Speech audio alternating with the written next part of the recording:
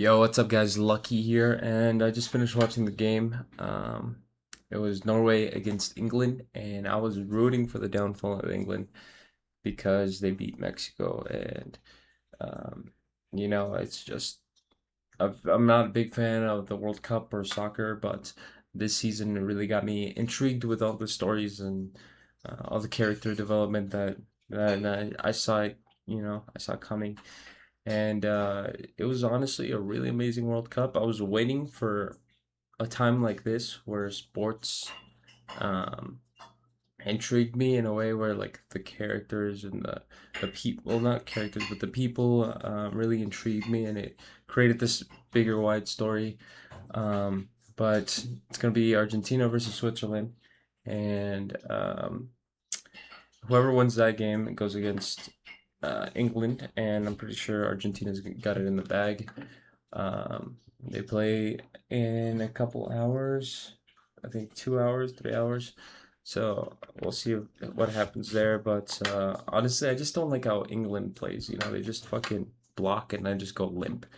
Honestly, that should be a rule against the sport itself. Also, there's a chilena, which is basically like a bicycle kick, a backwards backflip kick.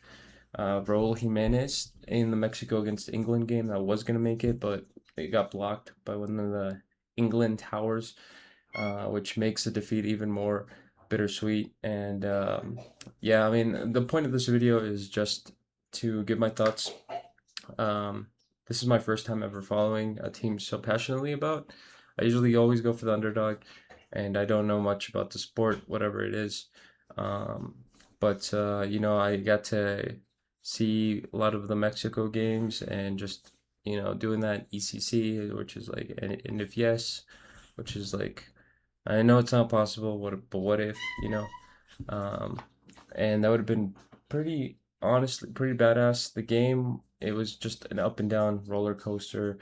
Obviously it's a week after a lot of the tension and talk has gone down, but with I like to kind of wait and see how I feel afterwards, so I don't feel so emotional talking about it. But just losing those two goals right away, it sunk my heart, and I knew the momentum was lost as soon as that one goal hit that England scored. Um, yeah, it's just oh my god, bro. I got some beef with one of the England players. He's so good. It makes me mad. Uh, so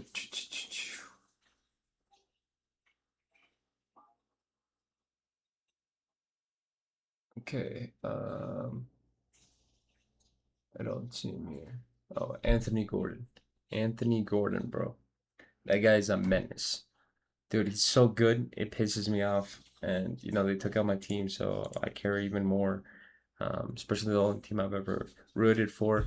Um, he is so good. It just makes me so pissed. I just don't like how England plays in general.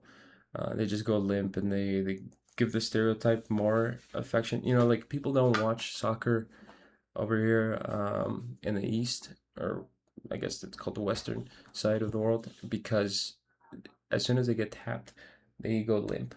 And it just, it should not be allowed. Honestly, there's no other sport that does this kind of stuff.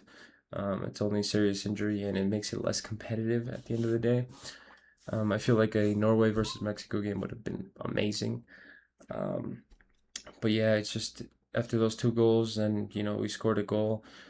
Mexico scored a goal, and it just brought up the hope that we could, get back to it. And then they scored another goal from a penalty kick, I believe.